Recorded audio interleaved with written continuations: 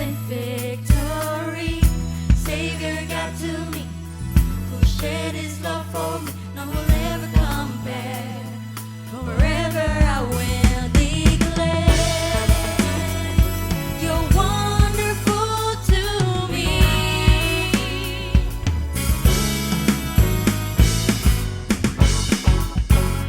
You're everything I need.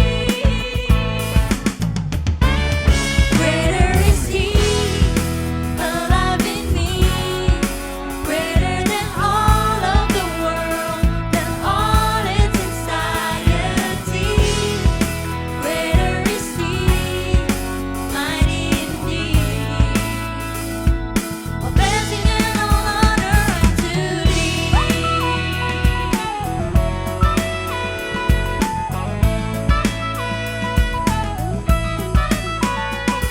Berdoa. Tuhan, aku berdoa sementara firman Tuhan disampaikan. Aku minta Roh Kudus bekerja, merombak, memeriksa isi hati kami yang paling dalam.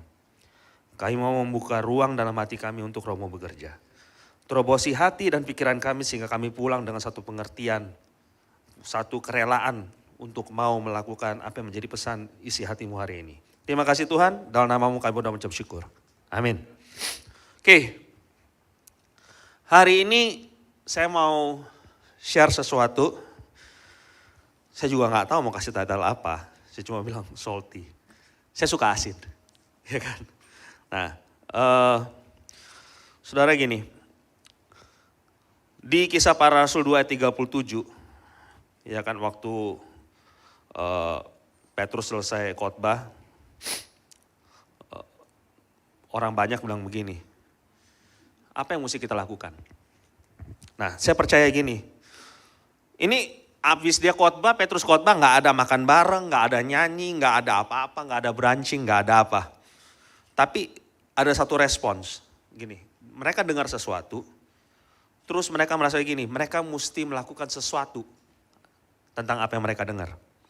Saya percaya bahwa the greatest messages, khotbah yang paling baik itu not just produce an agreement, but they produce actions. Saya percaya khotbah-khotbah terbaik, pesan-pesan Tuhan yang terbaik itu nggak cuma menghasilkan suatu agreement,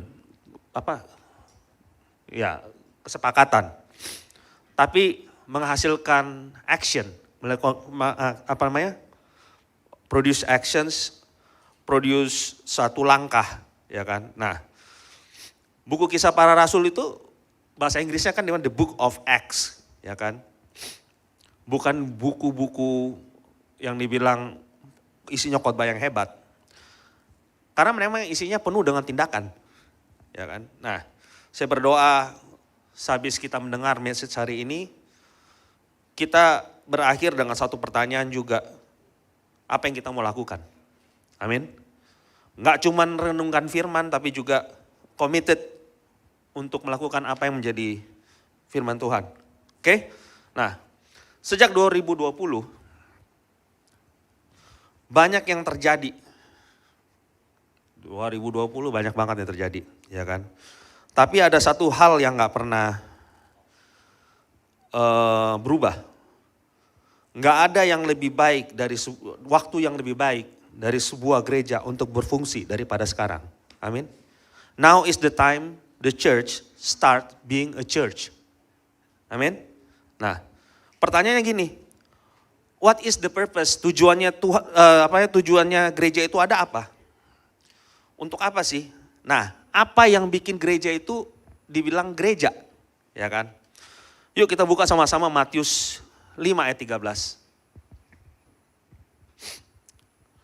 Matius 5 ayat 13. Dikatakan begini, kamu adalah garam dunia. Jika garam itu menjadi tawar, dengan apakah ia diasinkan? Tidak ada lagi gunanya selain dibuang dan diinjak orang. Oke? Nah, terbanyak dari kita waktu membaca ayat tersebut, kata garam itu kita cuma artikan sebagai, ngertinya cuma sebatas bumbu. Benar gak? Garam itu apa sih? Bumbu. Kalau bilang sama orang tuh ya, pengertiannya garam dunia, bumbu. penyedap rasa gitu kan. Brokoli jadi enak kalau dikasih garam. Semua enak kalau dikasih garam, ya kan. Cuman gini, zaman dulu garam gak digunain sebagai bumbu. Ini yang bikin kita konsep kita mulai agak salah gitu kan. Zaman dulu garam itu saking berharganya dipakai jadi alat pembayaran. Saudara mungkin kalau nonton film di Netflix, Rome, segala macam. Ada yang bilang gini, orang dibayar pakai garam. Garam itu alat pembayaran. Nah, dari situ baru keluar kata gaji, salary. Ya kan? Jadi zaman dulu selain alat pembayaran, garam dipakai untuk mengawetkan. Nggak ada kulkas kan zaman dulu kan? Jadi mereka taruh garam di atas daging, mereka taruh garam di atas ikan, roti, segala macam. Biar nggak cepat busuk. Nah, bukan cuman itu. Garam dipakai sebagai pupuk. Zaman dulu garam dipakai pupuk. Lately saya tahu untuk bikin bahan peledak juga butuh garam. Oke, nah. Lalu apa hubungannya antara garam dengan gereja? Kok Tuhan bilang begini? Hubungannya gini, kita orang percaya atau gereja, ya kan? Sekali lagi kalau saya bilang gereja bukan gedungnya. Kalau saya bilang gereja berarti orangnya. Kita didesain untuk menjadi atau mempunyai kuasa untuk mengawetkan. Memperlambat kebusukan dosa. Preservation power itu harus hidup di dalam diri kita dan ditransferkan ke komunitas kita, diteruskan ke komunitas kita. Saya ulangi, preservation power, kuasa yang mengawetkan itu mesti tinggal dalam kita. Kemudian diteruskan kepada kita punya komunitas. Problemnya begini, waktu kita ngertinya garam itu cuma sebagai bumbu masakan, itu tergambar sama kita punya perilaku. Perilaku seperti apa? Kita sering gini, kotak-kotakin kita punya hidup. Kayak piring di depan. Ini namanya piring keluarga. Ini pekerjaan, ini persahabatan, ini komunitas, ini gereja. Terus gini, kita lihat kan, wah semua udah oke. Cuman lebih oke lagi kalau kasih garam sedikit. Sedikit Yesus di situ oke. Jadi pakai gaya begini. Dikit aja. Cuman sedikit Yesus di sini, sedikit Yesus di sini, sedikit di sini, udah. Kita perlakukan kita punya hidup kayak begitu. Kita pikir Yesus tuh kayak bumbu masakan. Iya kan? Saudara, it's not about seasoning, it's about preservation. Ya kan? Preservation gini, that I need His grace in my life to sustain me. Preservation kayak apa? I need His resurrection power to stop the decay of sin in my life.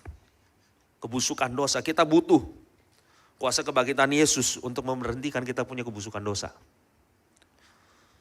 Tapi jangan stop di situ. Iman itu bukan soal kita. Iman kita bukan soal kita. Your faith is not just about you. Semua yang Tuhan sudah berikan sama kita, itu maksudnya supaya kita bisa teruskan ke orang lain.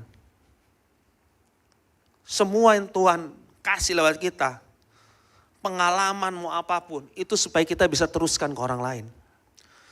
Lewat kita, lewat kuasa salib dan kebangkitan Kristus dalam diri kita, orang lain bisa punya pengalaman yang sama. Orang bisa mengalami hal yang sama. Yang pada ujungnya apa? Orang itu berhenti berbuat dosa dan balik. Itu artinya jadi garam dunia. Nah, saya percaya gini, esensi gospel is all about healing relationship. Waktu kita berdosa apa yang terjadi? Pemutusan hubungan kita sama Tuhan kan. Kita terputus sama Tuhan. Saya percaya gini, Injil itu memang pengumuman, maklumat, surat edaran yang ngomong gini, Yesus sudah mati di kayu salib, dan lewat pengorbanan Yesus di kayu salib, hubungan saya dengan Bapa bisa pulih. Amin. Nah, Karena simply kayak saya bilang, yang pisahin Tuhan dengan kita itu cuma dosa. Yang kedua bukan cuma surat edaran, tapi Injil juga mengatakan gini, karena pengorbanan Yesus di kayu salib, kuasa salib dan kebangkitannya yang ada dalam kita, bisa keluar untuk orang-orang di sekitar kita.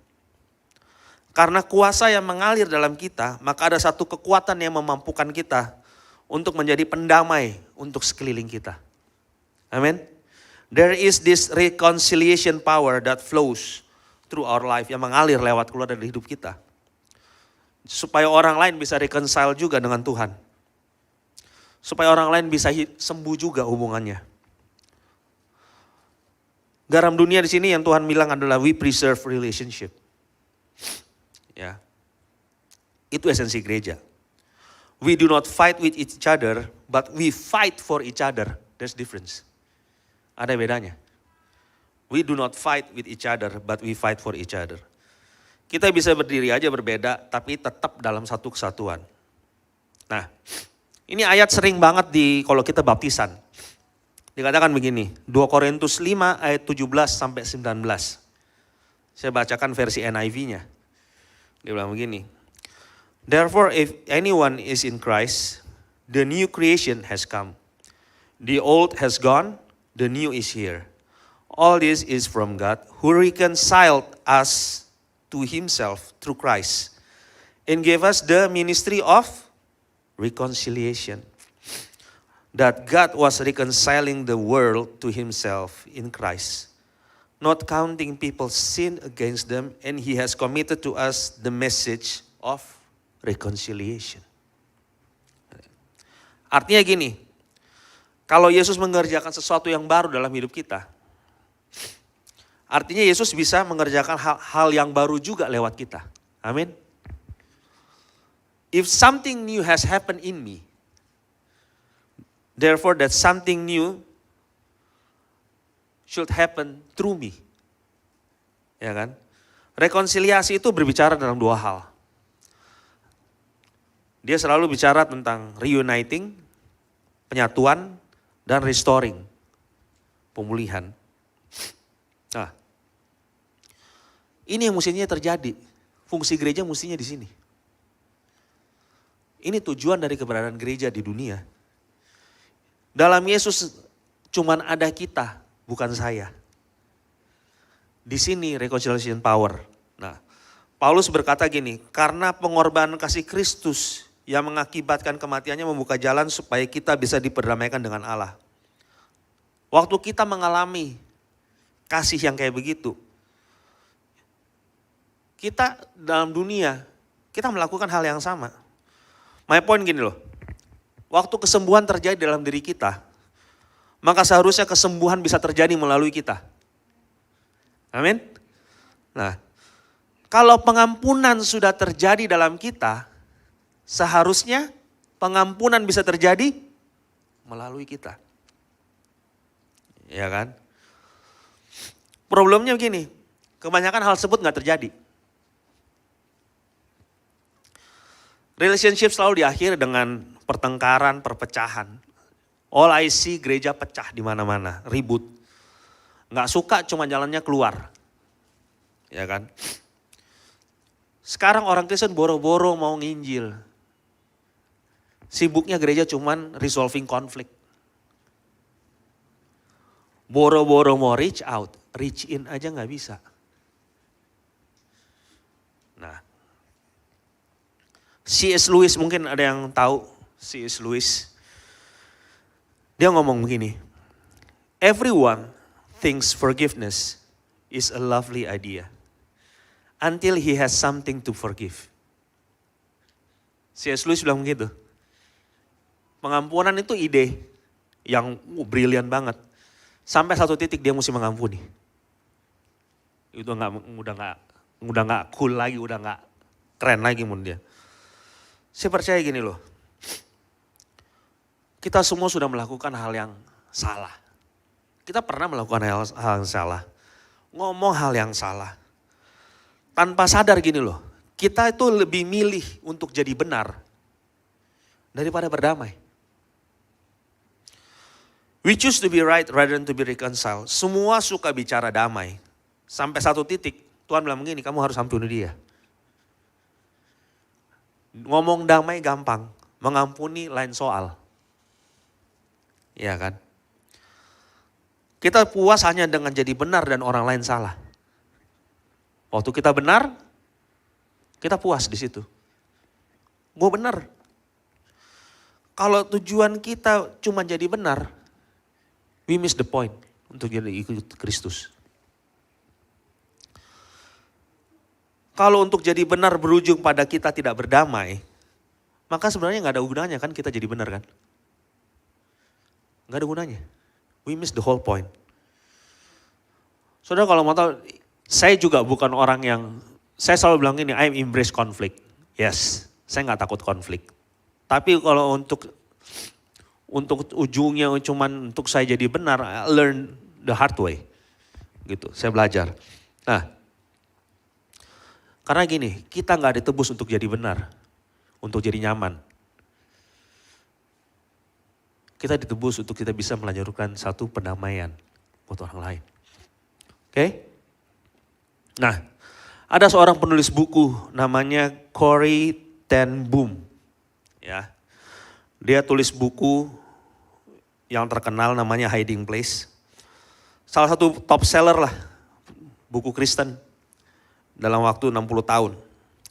Dia tulis pengalaman dia sama keluarganya bersembunyi dalam shelter dari penganiayaan Nazi. Ya kan, waktu World War II selama berpuluh-puluh tahun, akhirnya ketangkap juga dong. Ya kan, lalu dimasukin di camp konsentrasi. Di situ tuh dia itu tiap hari dimasukin ke shower, ditelanjangin sama ini penjaga, diancam terus untuk dia dibunuh. Tiap hari. Akhirnya mamanya meninggal, adiknya meninggal, sepupunya meninggal, semua mati kecuali Corrie. Dia survive. Nah, pernah bayangin gak gimana caranya orang yang sudah going through pengalaman kayak gini untuk dia, the weight, bebannya dia untuk mengampuni. Dia khotbah selama 30 tahun. Satu kali dia lagi khotbah di Munich, ya kan.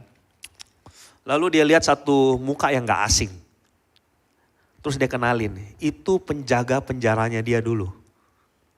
Itu penjaga penjaranya dia.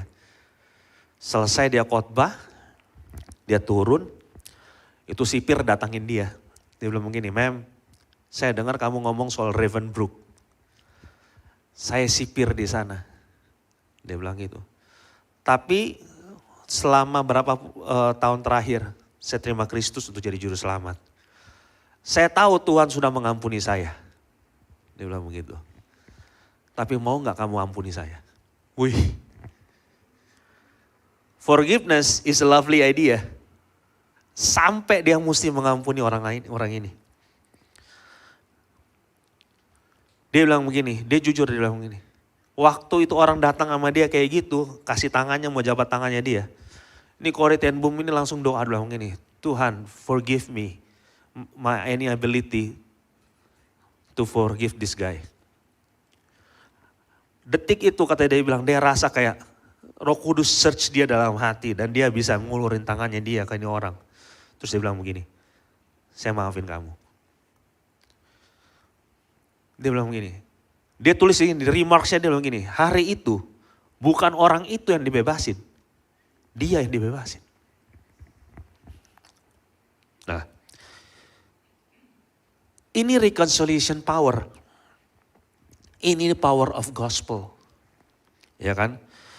If God can forgive me, then I can forgive others. Saudara, saya mau bilang gini, pengampunan itu bukan berdasarkan apa yang orang lain lakukan buat kita. Pengampunan, saya ulang lagi, bukan berdasarkan apa yang orang lain bikin untuk kita. Tapi pada apa yang Tuhan sudah lakukan untuk kita. Itu pengampunan. Nah, ini adalah tujuan kita diselamatkan. Menjadi faktor untuk ngawetin satu hubungan. Saya pernah nanya begini sama satu orang, waktu itu lagi jalan-jalan di Lampung, saya tanya gini, pernah mikir gak? Pernah nggak garam nggak jadi nggak asin? Pernah ketemu garam yang nggak asin nggak? Garam itu nggak pernah bisa jadi nggak asin. Makanya disebut garam. Komponen dalam garam itu, saya googling, saya nyari, bener. Sering bolos dulu tuh waktu kelas kimia kan.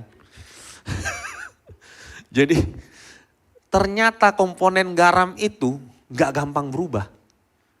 It's possible katanya dia bilang gitu. Jadi waktu Yesus ngomong gini, waktu dia bilang garam itu nggak asin lagi, nggak ada gunanya. Semua orang bingung. Gimana caranya garam nggak bisa nggak asin? Garam nggak bisa nggak asin. Dia cuman nggak berfungsi aja. Ya kan? Nah, jadi gini, garam yang hilang rasa asinnya itu seperti orang Kristen yang nggak punya misi. Nggak tahu mau bikin apa, nggak tahu mau kontribut apa. Basically apa? Nggak ada gunanya jadi Kristen. Nggak ada gunanya ikut Tuhan. Nah, ini challenges kita buat hari-hari ini. 1 Yohanes 4 ayat 20 berkata begini. 1 Yohanes 4 ayat 20.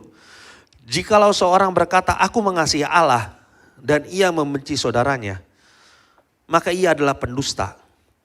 Karena barang siapa tidak mengasihi saudaranya yang dilihatnya, tidak mungkin mengasihi Allah yang tidak dilihatnya. Nah, kalau baca ini artinya apa? Dia bukan berdusta bahwa dia membenci saudaranya. Dia berdusta bahwa dia mengasihi Allah tapi dia membenci saudaranya. Ayat ini berkata itu gini. You cannot preach Jesus and still hates. You cannot. You cannot preach the gospel and still lives bitter. Nggak bisa kita preaching gospel and then kita hidupnya pahit gitu loh. Itu impossible gitu loh. Karena gini, cinta akan Tuhan menggantikan kebencian. Cinta akan Tuhan itu displace offenses gitu loh. Nggak ada lagi tersinggung. Cinta akan Tuhan itu menggantikan ketidakmampuan kita untuk mengampuni. Cinta akan Tuhan menggantikan kita punya kepahitan. Nah, karena prinsipnya begini, jika satu realita terjadi dalam hidup kita, yaitu pendamaian oleh Kristus, maka harusnya realita itu harusnya tersalurkan lewat apa? Hidup kita. Pesan atau berita Injil itu bukan cuma soal bagaimana naik ke surga. Saya paling males kalau begini, bagaimana kita naik ke surga. Enggak, the point bukan itu. It's about bagaimana turunin surga ke sini waktu kita masih hidup. Jangan tunggu mati, buat apa mati? Orang begini, saya mau mati buat Kristus, lebih berguna kamu hidup buat Kristus daripada bu. Karena kan orang mati gak bisa bersyukur kan? Mau ngapain? Nah, seharusnya gini, we stand together with a radical unity. Kita harusnya merayakan perbedaan dengan satu kesatuan. Karena gini, faktanya bahwa yang bisa, satu aja faktor yang bisa mempersatukan kita yaitu blood of Jesus. Itu lebih powerful dari berjuta-juta faktor, berjuta-juta alasan yang bisa kasih alasan kita untuk kita berbeda. Untuk kita saling membenci satu sama lain. Waktu kita kumpul dalam ibadah kayak begini itu bukan cuman sebagai pelengkap. Hanya karena gini, to make me feel better lah. Ini minggu saya gak ke gereja, saya ke gereja lah ini minggu lah. Kalau tanya udah ke gereja, udah ibadah? Udah, katanya gitu. Iya kan? Nah, saya sudah cerita, saya suka nonton bioskop. Saya suka banget nonton bioskop, oke. The best part dari nonton bioskop, kalau Robinya Eca ngomong ke saya bilang gini, saya suka nonton iklan bank katanya. Bukan, saya suka nonton preview. Ya kan? Nah, kalau previewnya jelek, saya mau nonton gak filmnya? Enggak ada yang mau nonton previewnya jelek. Ya kan? Orang di luar sana terlalu sering lihat preview yang jelek tentang gereja. Saya mau bilang begini, satu-satunya hal yang bisa menahan perluasan kerajaan Allah di muka bumi ini apa? Coba pikir. Yang bisa menahan perluasan kerajaan Allah di muka bumi adalah gereja yang gak berfungsi. Gereja yang udah gak asin, gereja yang kehilangan misi. Gereja yang gak kontribut. Orang gereja yang gak bisa ngelapasin pengampunan. Ya kan? Orang gak akan percaya. Kita sudah diubahkan oleh Kristus. Kalau kita punya hidup masih sama. Ribut aja terus gitu kan. Saya mau baca satu ayat terakhir. 1 Korintus 13 ayat 1 sampai 3 dan ayat 9. Oke. Bilang begini. Sekalipun aku dapat berkata-kata dengan semua bahasa manusia dan bahasa malaikat. Tapi jika aku tidak mempunyai kasih, aku sama dengan gong yang berkumandang dan canang yang gemerincing. Sekalipun aku mempunyai karunia untuk bernubuat dan aku mengetahui segala rahasia dan memiliki seluruh pengetahuan. Dan sekalipun aku memiliki iman yang sempurna untuk memindahkan gunung. Tapi jika aku tidak mempunyai kasih, aku sama sekali tidak berguna. Dan sekalipun aku membagi-bagikan segala sesuatu yang ada padaku, bahkan menyerahkan tubuhku untuk dibakar. Tetapi jika aku tidak mempunyai kasih, sedikit pun gak ada faedahnya bagiku. Sebab pengetahuan kita tidak lengkap. Dan nubuat kita tidak sempurna. Let me close with this today. Artinya ini ayat apa? Saudara mau basar roh sesuka-suka, mau sebanyak-banyaknya, selancar-lancarnya saudara mau baca Alkitab tembus mau 24 kali kek. Saudara gak punya kasih. Useless. You are salt yang gak ada asinnya.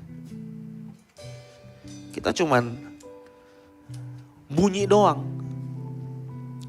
Alasan kenapa dunia sukar menerima Injil itu apa?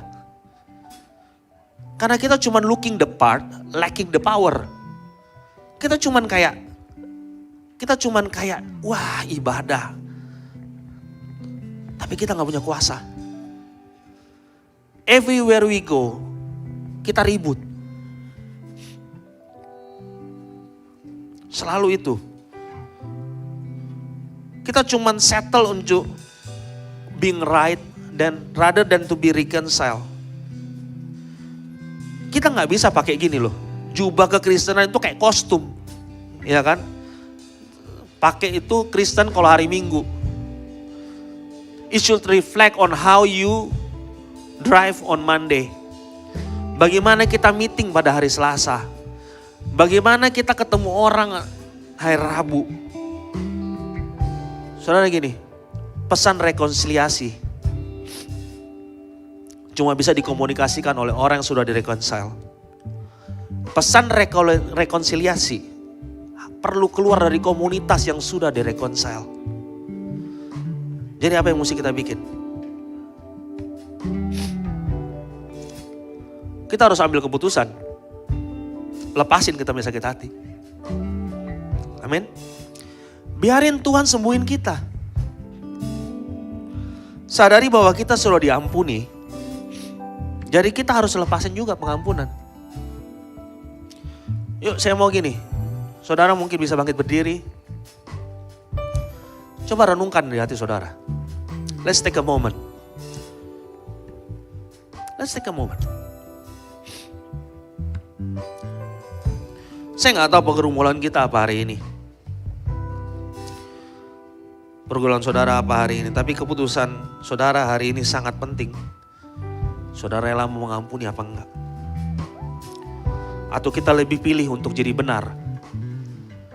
In our own way.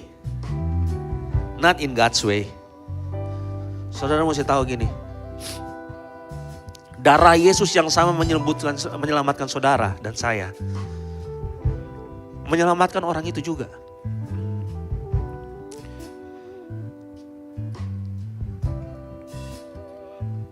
Yuk. Mungkin saudara bilang begini. Oh saya tuh going through parental abuse. So saya nggak tahu, yang di online mungkin dia onsite. Let God bring healings to that parental abuse.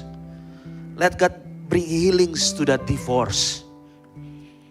Let God bring healings to that betrayal.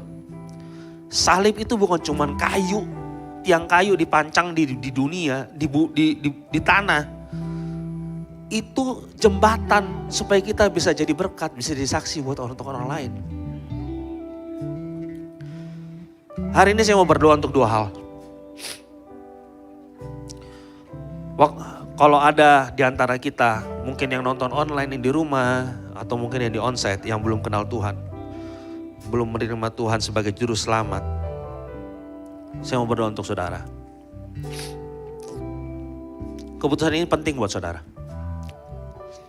Ini bisa merubah, Yesus bisa rubah seluruh hidup kita. Amin. All you have to do is just ikutin doa singkat ini. Mari kita berdoa. Tuhan Yesus, ampuni saya, karena selama ini hidup jauh dari Tuhan. Hari ini aku membuka hati, mengundang Engkau menjadi Raja, Tuhan, dan Juru Selamatku. Aku percaya Engkau telah mati untuk dosa-dosaku, dan aku percaya Engkau telah bangkit. Maka hari ini berkuasa atas hidupku, berkuasa atas tindakanku, berkuasa atas perasaanku. Dalam nama-Mu aku berdoa. Amin. Yang kedua, jikalau saudara mungkin sudah kenal Yesus, but you still harboring offenses, masih nahan, masih nyimpan kebencian, you are having a hard time to forgive, ya kan? Mungkin gini saudara bilang gini, bisa saya bilang gini, lu nggak tahu sih dia bikin apa sama gua, iya kan? Saya mau bilang sama saudara gini, forgiveness, it doesn't change your past. Itu gak merubah masa lalu saudara. It only change your future. Now you choose. You want to live in your past or you want to live in your future? Saudara mau hidup di masa lalu atau saudara mau hidup di masa depan? You choose. Mungkin ada yang bilang begini, well, bro, message tentang pengampunan itu keren. Cuman the world doesn't revolve, dunia nggak beroperasi kayak begitu. Exactly my point. Dunia nggak, kita iya.